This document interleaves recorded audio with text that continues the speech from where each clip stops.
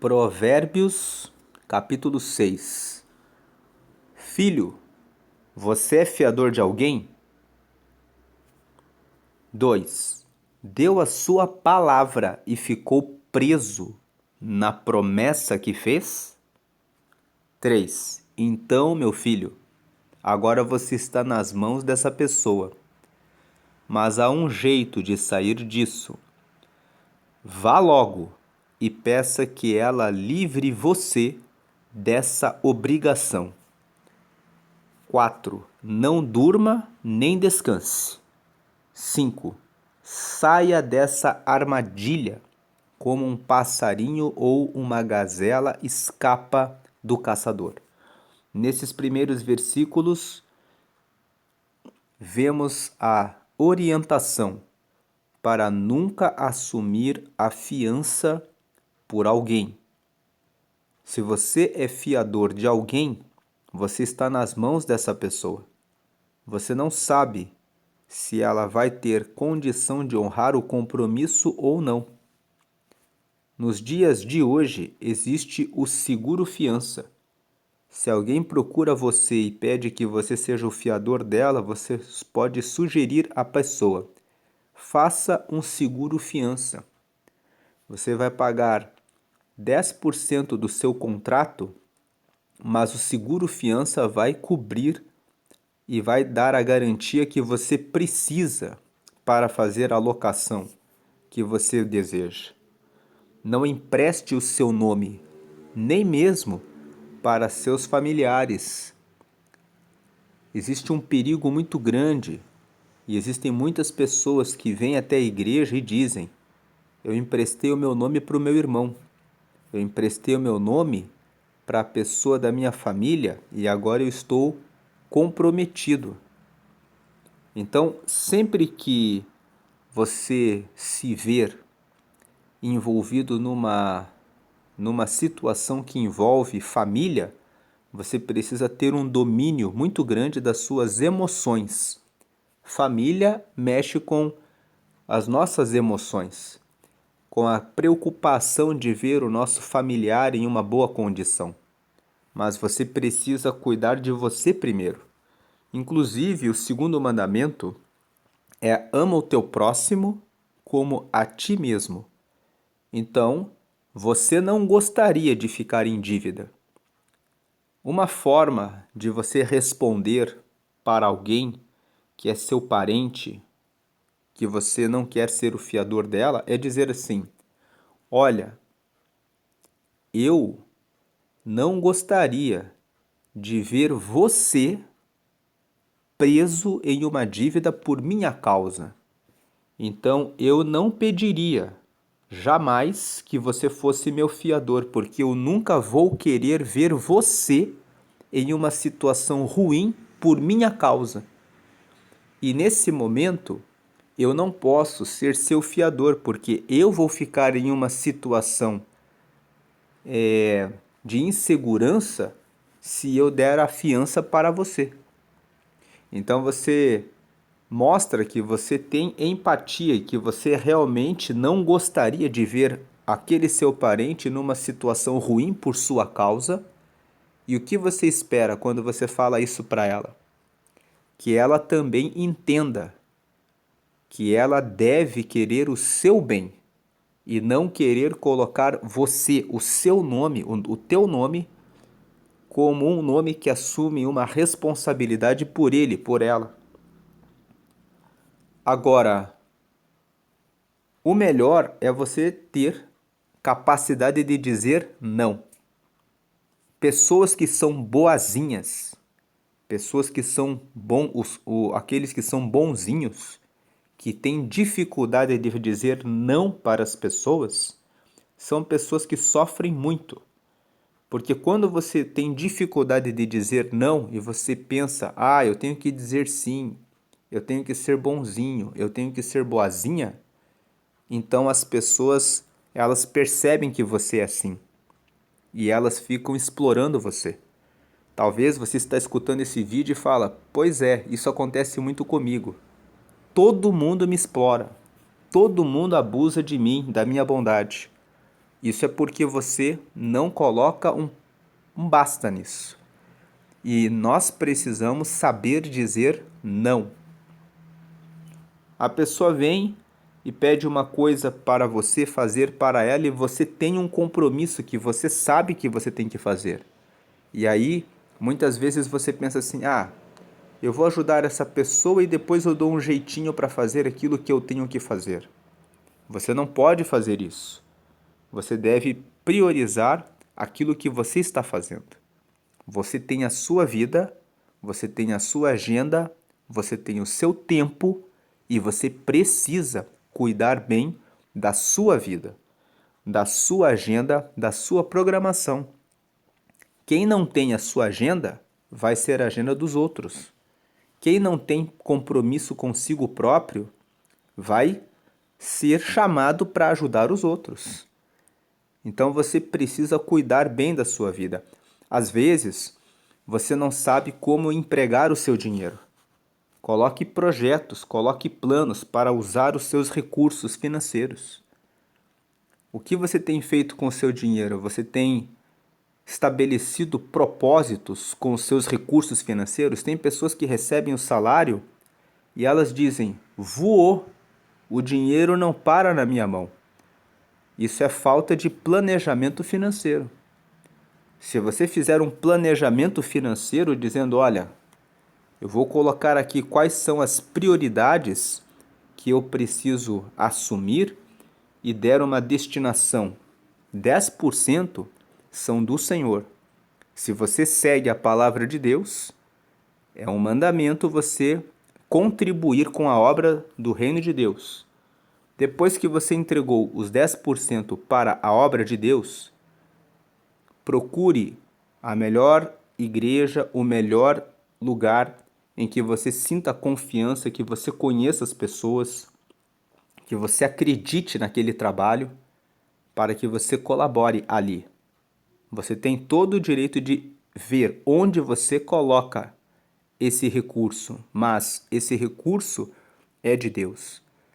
Depois você deve separar as despesas básicas e verificar onde você vai aplicar os recursos. Assim, quando alguém vier pedir para você, você saberá dizer: todos os meus recursos estão bem aplicados e eu não disponho de recursos para ajudar você agora. Se alguém pede dinheiro emprestado para você, você nunca deve emprestar. Por quê? Porque todos os que emprestam dinheiro perdem o dinheiro que foi emprestado. Então, eu mesmo já fiz esse teste. Você empresta o dinheiro para aquela pessoa que é da igreja, a pessoa fala: eu vou te pagar, eu vou te pagar. Mas depois ela olha bem, ela fala assim: o irmão me perdoa? Então, é isso que acontece, principalmente se você é cristão. Porque daí aquele que pede dinheiro emprestado para você vai dizer: mas você é um cristão. Então, se alguém pedir dinheiro emprestado a você, a recomendação é que você dê ou que você responda não. Ou você diz: está aqui, vou te dar, não vou lhe emprestar.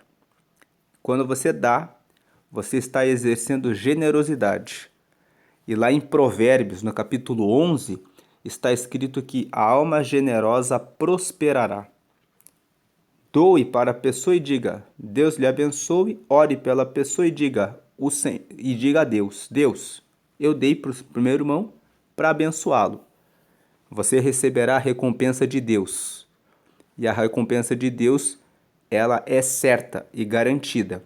Enquanto que a promessa de futuro pagamento, de futura devolução, normalmente não acontece e você fica com mágoa da pessoa depois e depois tem que perdoar a pessoa. E se você não tiver o dinheiro todo que a pessoa está pedindo, você pode fazer o seguinte: a pessoa lhe pede 100.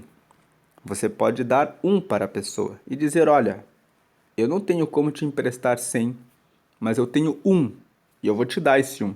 Aí você pede para as outras pessoas até você completar o 100 que você precisa. Versículo 6. Preguiçoso, aprenda uma lição com as formigas. 7. Elas não têm líder, nem chefe, nem governador. 8. Mas guardam comida no verão, preparando-se para o inverno.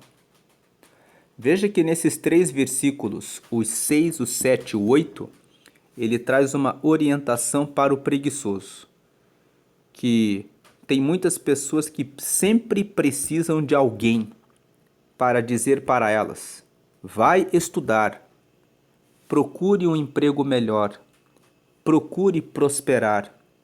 Isso vai te dar uma condição melhor. Quando você lê esses versículos 6, 7 e 8, isso traz um conselho para aqueles que são jovens. Tem muitas pessoas que quando são jovens, elas não pensam no seu futuro. Quando você tem juventude, você tem muita força. E tem muitas pessoas que estão jogando fora a juventude, gastando com bebidas, prostituição, fornicação, videogames, saídas em baladas, noites em que ficam assistindo muitos filmes. Todo esse tempo que você está gastando com essas coisas são tempo valioso que você poderia estar buscando autodesenvolvimento. Leitura da palavra, leitura de livros, busca por oportunidades de trabalho, conhecimento em tecnologia, porque estão surgindo várias profissões online na internet que podem gerar renda para você em trabalhos home office, em trabalhos que você realiza da sua própria casa e que vão garantir que você tenha segurança financeira, tranquilidade e possa abençoar outras pessoas. Então, não seja uma pessoa preguiçosa. Busque também cuidar do seu corpo físico e da sua saúde. A prática de atividades físicas colabora com o processamento mental. Você precisa cuidar da sua saúde e da sua alimentação e não pode ter preguiça de comer o que está na sua frente. Preparar uma refeição muitas vezes dá trabalho. Você tem que ir até a cozinha e preparar. Mas tome esse cuidado. Não vá em restaurantes. Aquilo ali está pronto para você. Mas muitas vezes você se esbalda, come em excesso e depois você acaba ganhando peso e ganhando doenças por comer, por se alimentar de maneira inadequada. Então, não seja preguiçoso com relação aos cuidados com a sua alimentação, aos cuidados com relação à sua espiritualidade, aos cuidados com relação a formas de ganhar dinheiro, de você fazer dinheiro, para que você possa sustentar a sua vida. Não fique dependente de alguém dizer a você: ei, tome uma iniciativa. Tem muitas pessoas que estão paradas. Procure participar de rodas de negócios, de conversa. Existe o Sebrae na sua cidade, o Senac, lugares que podem trazer oportunidade de profissão. Você não precisa fazer uma faculdade necessariamente. Se você quer fazer uma faculdade, você tem essa opção, vá adiante. Mas se você não quer ficar 5 anos numa faculdade, 6 anos estudando medicina, de repente você pode fazer algo para empreender. Mas você precisa vencer a preguiça e entender que guardar comida no verão fala a respeito de aproveitar o tempo de agora, você que é jovem, para garantir e pensar no seu futuro. Você já parou para pensar que muitas pessoas simplesmente ficaram trabalhando para os outros, recolhendo contribuição previdenciária, e quando elas chegam no INSS, o que elas vão receber? Com 65, 70 anos, elas recebem um salário mínimo. com um salário mínimo, você tem muitas dificuldades de viver. Mas se você faz o seu recolhimento em um bom investimento, você consegue depois sacar esse dinheiro no futuro. Então, se você nunca abriu a mente, nunca pensou nisso, comece a fazer estudos a respeito de como ter planejamento financeiro. Procure na internet cursos de educação financeira e comece a pensar a respeito disso. Existe uma brincadeira do INSS. As pessoas dizem assim: isso nunca será suficiente. INSS. É isso que significa, que isso nunca será suficiente. Então, tendo tempo, vá atrás disso. Versículo 9, preguiçoso, até quando você vai ficar deitado? Quando vai se levantar? 10, então o preguiçoso diz, eu vou dormir somente um pouquinho, vou cruzar os braços e descansar mais um pouco. 11, mas enquanto ele dorme, a pobreza o atacará como um ladrão armado. Então veja que até quando você vai ficar deitado significa até quando você vai ficar parado aí, esperando a vida passar. Quando você vai se levantar significa quando você vai se despertar, quando você vai se dar conta de que você tem que tomar uma iniciativa. Aí o preguiçoso fala, eu vou dormir somente um pouquinho, ou seja, eu vou ficar mais um pouquinho, vou dar mais um tempinho para a minha vida. Esse ano eu vou esperar mais um pouco. Por exemplo, você pode aprender um idioma. Você pode estudar o inglês e de repente buscar uma oportunidade em outro país. Você pode procurar oportunidade, vaga em outros lugares. Você pode fazer um curso ou um treinamento agora. Mas você fala assim, no mês que vem eu faço. Semana que vem eu faço. Semana que vem eu deixo o meu vício. É uma preguiça. Quando você tem um vício, você tem que se esforçar para vencer aquele vício. Até quando você vai ficar adormecido? Vou cruzar os braços e descansar mais um pouco.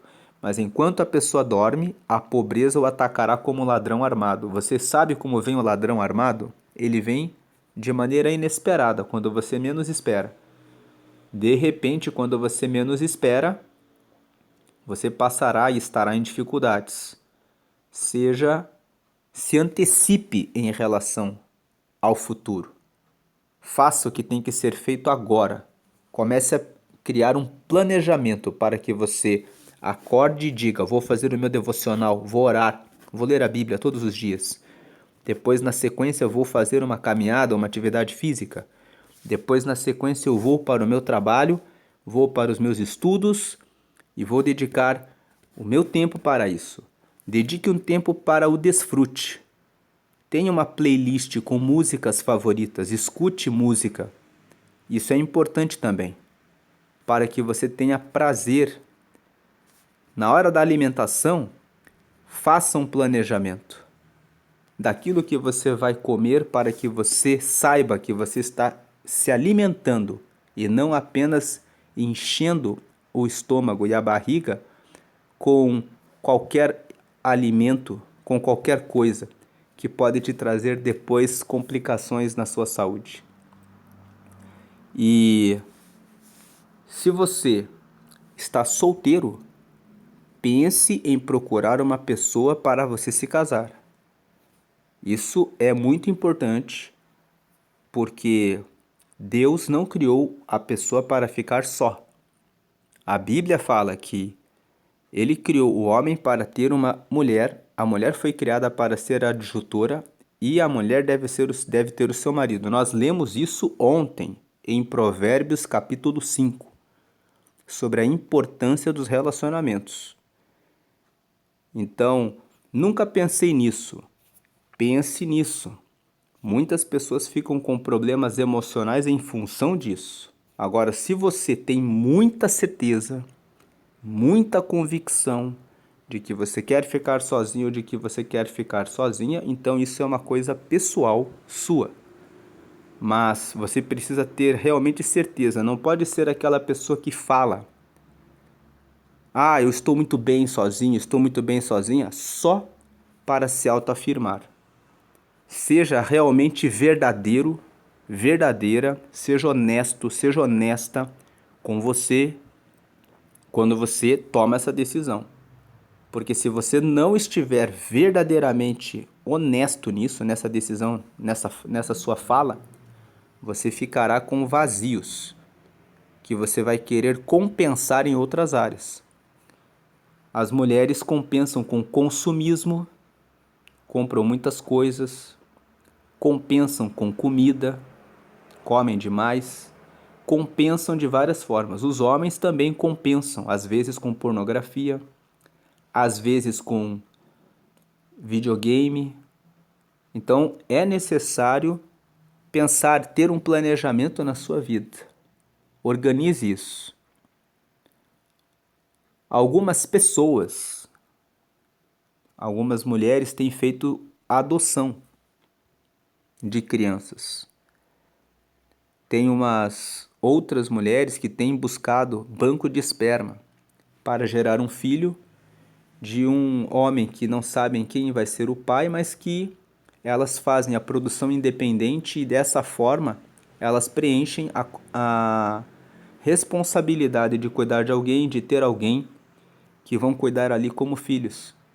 São opções que as pessoas estão tomando nos dias atuais, dadas as dificuldades dos relacionamentos que têm acontecido nesses últimos tempos. Então, veja que muitas pessoas estão procurando preencher o vazio, preencher essa lacuna, essa falta. Não tenha preguiça de pensar a respeito disso. Você precisa pensar a respeito dessas coisas. Tem pessoas que dizem, eu vou deixar isso para depois.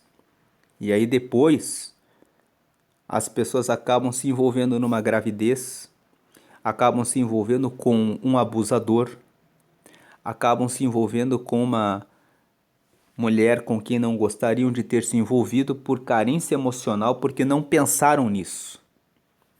Não tenha preguiça de pensar nisso.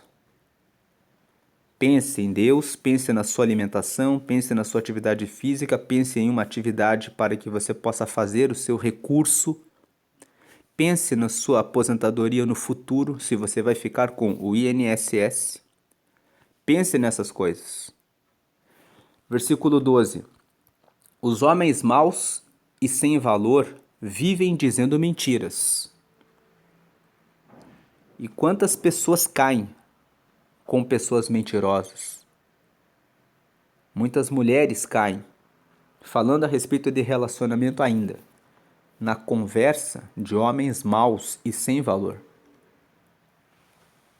Se você está saindo com alguém e aquela pessoa não apresenta para os pais, se a pessoa sempre dá uma desculpa,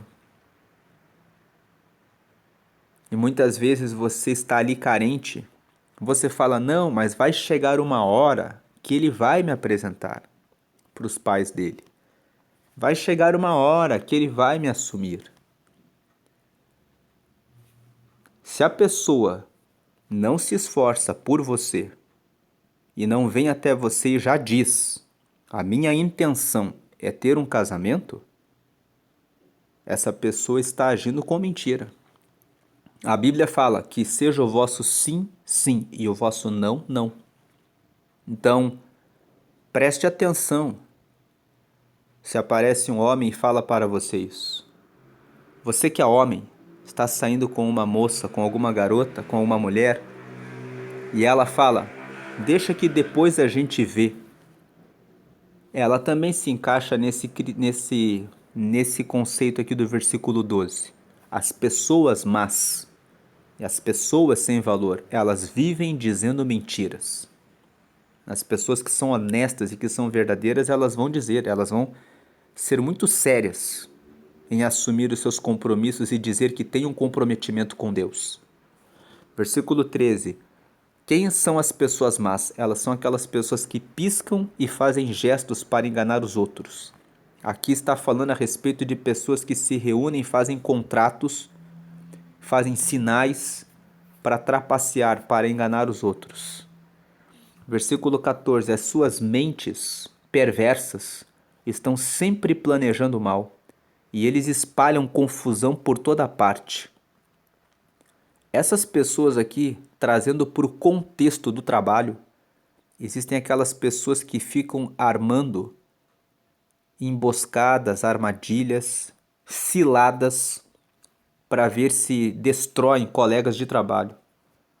São pessoas que ficam buscando promoção dentro da empresa e então elas piscam, elas fazem gestos, elas criam estratégias para cercar aqueles que estão fazendo a coisa certa, que querem fazer a coisa correta. Às vezes você é o dono dessa empresa. Quando você vê pessoas assim, colaboradores, que vêm até você para falar mal a respeito de outras pessoas, esse que veio falar mal do outro é aquele que tem que ser demitido. Porque pessoas que fazem isso, que têm a coragem de falar mal de colegas de trabalho, ao invés de terem corrigido o colega de trabalho, mostram que elas não são colaborativas. Elas são pessoas que são destrutivas. Então, quando alguém vem e fala mal de alguém para você, você tem que prestar muita atenção nessa pessoa que veio fazer a fofoca, que veio falar mal do outro. Porque essa pessoa que veio falar mal do outro para você é a pessoa que amanhã vai falar mal de você para as outras pessoas. Essa pessoa é que tem mente perversa e que vive planejando mal. Por que ela veio falar com você da outra pessoa? Por que ela veio falar mal do outro para você? São pessoas que espalham confusão por toda parte. Versículo 15. Por isso a desgraça cairá de repente sobre eles e não poderão escapar. Aqui no versículo 15 está a palavra de justiça de Deus. Está uma orientação. Se você vive planejando o mal do próximo, quem cai na desgraça é você mesmo. Nunca planeje a desgraça do próximo. Seja verdadeiro e honesto. Versículo 16 ao 19. Existem 7 coisas que o Senhor Deus detesta e que não pode tolerar: o olhar orgulhoso, a língua mentirosa, mãos que matam gente inocente, a mente que faz planos perversos, pés que se apressam para fazer o mal, a testemunha falsa que diz mentiras e a pessoa que provoca brigas entre amigos. Então aqui, nesse versículo 16 ao 19, nós temos essa recomendação. A 7ª coisa, que é a que Deus abomina, ele não tolera, é que você provoque brigas entre amigos. O 2º mandamento é ame o próximo como a você mesmo. Então, se você cria discórdia e inimizade entre as pessoas, você já está gerando a falta de amor entre as pessoas. E como Deus é amor, ele odeia pessoas que gostam de criar confusão e dividir as pessoas. As outras coisas são: veja pela ordem. Começa pelo olho. O olho deve ter humildade. Quem olha para os outros com desprezo, julgando que é superior em relação aos demais, Deus detesta isso. Só Deus é soberano, só Deus é poderoso. Nós estamos aqui para amar o próximo, como a nós mesmos. Você gostaria de ser olhado com arrogância pela outra pessoa? Ninguém gosta de ser medido pelo próximo. Todo mundo detesta quando vê que alguém está reparando em si, olhando a roupa que você está usando, o sapato que você está vestindo, o carro com que você chegou, que pergunta onde você mora com a finalidade de estabelecer se vai ou não fazer amizade com você. Então, ninguém gosta disso. Quando alguém chega para você e age assim com você, querendo te classificar, você não gosta disso. Então não faça isso com as outras pessoas. Não tenha esse olhar orgulhoso. Depois você desce para a língua, e a língua não deve ser mentirosa. Depois você vai para as mãos. As mãos falam a respeito das nossas obras. Existem pessoas que matam gente inocente, ou seja, que fazem o mal para pessoas que estão inocentes. As pessoas estão ali seguindo a vida delas e a pessoa fica planejando como fazer o mal para aquela pessoa. Depois vem para a mente. os pensamentos. Aqui nós estamos lendo a nova tradução da linguagem de hoje, mas na versão que é Almeida Corrigida e Fiel, no lugar de mente, o texto fala o coração que faz planos perversos. Mas aqui a tradução dessa Bíblia ficou a mente, ou seja, o coração é de onde vem as emoções, o sentimento, aquilo que fica maquinando no coração, pensar o mal em relação ao próximo. Fala também a respeito dos nossos pensamentos, porque aquilo que passa no nosso coração é processado pelos nossos pensamentos. E aí depois, pés que se apressam para fazer o mal. Aonde que você tem ido? Com quem você tem se reunido? Com quem você tem conversado? Os pés que se apressam para fazer o mal é onde nós colocamos os nossos pés, os ambientes que vamos. Então, tem pessoas que vão e se juntam com pessoas que praticam mal. A testemunha falsa que diz mentiras e a pessoa que provoca brigas entre amigos. 20. Filho, faça o que o seu pai diz e nunca esqueça o que a sua mãe ensinou. 21. Guarde sempre as suas palavras bem gravadas no coração. 22. Os seus ensinamentos o guiarão quando você viajar. Protegerão você de noite e a aconselharão de dia. 23. As suas instruções são uma luz brilhante e a sua correção ensina a viver. Nesses versículos 20 a 23, nós vemos a recomendação para obedecer os bons conselhos. Talvez você não tenha tido um bom pai ou uma boa mãe. Talvez você seja filho de um pai que é alcoólatra ou que está viciado em drogas ou que de repente faz parte do crime organizado e que ensina você a se envolver com essas coisas erradas. Mas o que o texto está dizendo no versículo 20 a 23 é que você deve seguir bons conselhos e boas recomendações. Se o seu pai biológico ou o pai que cria você ensina você a fazer coisas ruins, então considere os conselhos do pastor, os conselhos do padre, os conselhos do pai do seu amigo, que você sabe que é uma pessoa que faz as coisas corretas. E se você não sabe quem é o seu pai, porque tem algumas pessoas que o pai não está no registro de nascimento, então olhe para cima.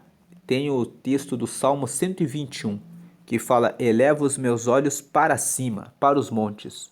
De onde me virá o socorro? Meu socorro vem do Senhor, que fez o céu e a terra.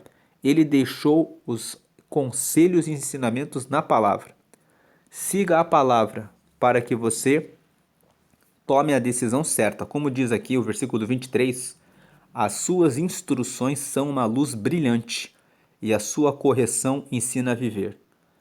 Versículo 24, elas livrarão você da mulher imoral e das suas palavras sedutoras. Nós sabemos que toda a palavra de Deus traz recomendações para que você fuja da mulher sedutora, da mulher imoral, que é aquela que sai mesmo com os homens casados e que não liga para isso. Só que quando o texto fala que livrarão você da mulher imoral e das suas palavras sedutoras, esse versículo também inclui você que é mulher. Os bons conselhos livrarão você do homem imoral e das suas palavras sedutoras. As recomendações, os ensinamentos vão ensinar você a se livrar da pessoa que é imoral. Versículo 25. Não seja tentado pela sua beleza, nem caia na armadilha dos seus olhos tentadores. 26. Qualquer homem pode ter uma prostituta por pouco dinheiro, mas o adultério custará a ele a sua própria vida. 27. Será que você pode carregar fogo no colo sem queimar a roupa? 28. Será que você pode andar em cima de brasas sem queimar os pés? 29. O homem que dorme com a mulher de outro corre esse mesmo perigo. Quem fizer isso terá de sofrer muito. 30. Quem rouba comida para matar a fome não é desprezado. 31. Porém, se é apanhado, tem de pagar 7 vezes mais. Ele precisa entregar tudo o que tem. Então aqui, esses versículos estão dizendo, se você roubar para matar a fome, ninguém vai te condenar, mas vão cobrar de você. O 7 vezes mais significa, o 7 na Bíblia significa com certeza. Então quando ele fala assim, tem de pagar 7 vezes mais, ele está dizendo assim, com certeza terá de tirar tudo que tem para pagar o que roubou. 32. No entanto, o homem que comete adultério não tem juízo, ele está se destruindo a si mesmo. 33. Passará vergonha, levará uma surra e ficará desmoralizado para sempre. 34. Porque o ciúme faz o marido ficar furioso e a sua vingança não tem limites. 35. Ele não aceitará nenhum pagamento e mesmo uma porção de presentes não acabará com a sua raiva. Então o texto está fazendo uma comparação, dizendo que uma pessoa pode roubar comida para matar a sua fome e essa pessoa não será desprezada, mas com certeza terá de pagar. Só que no caso da comida, a pessoa ainda tem a chance de pagar. Mas no caso de adultério, de tocar na mulher do próximo, e isso também inclui você, mulher, de tocar no marido da próxima, isso não tem limite com relação à vingança que o cônjuge vai querer aplicar naquele que adultera com o seu marido ou com a sua esposa. Então o risco é muito grande. Portanto, deve-se sempre fugir desse tipo de situação de adultério e de pessoas que são imorais. Essa é a leitura de Provérbios capítulo 6. Deus abençoe a sua vida. Hoje vamos fazer uma breve oração. Pai amado, em nome de Jesus, pedimos que o Senhor derrame sabedoria a partir da leitura de Provérbios 6.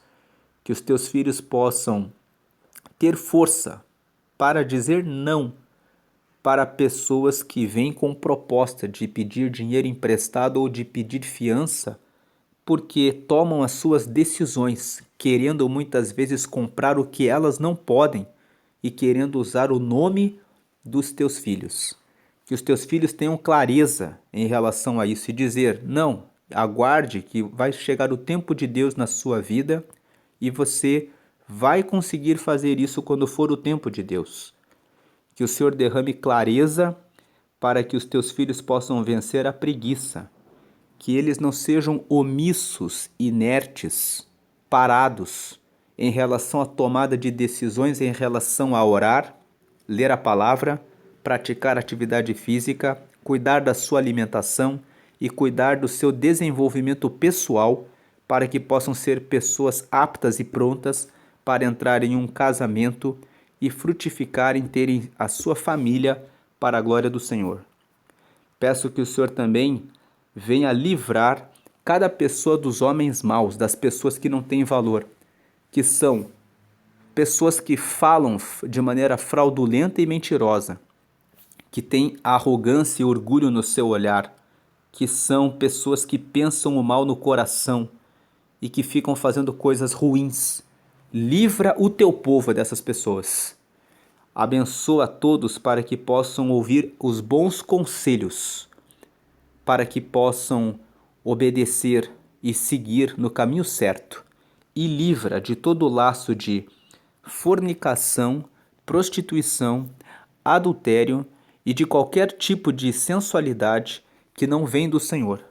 Que o teu povo seja liberto se existe alguém preso à pornografia, que o Senhor dê força e graça para que essa pessoa saia dessa situação e consiga usar os seus pensamentos para a produtividade, para a glória do Senhor, em nome de Jesus. Amém. Deus abençoe. Vamos continuar meditando em Provérbios para termos mais sabedoria, porque é a palavra de Deus trazendo iluminação para a nossa vida.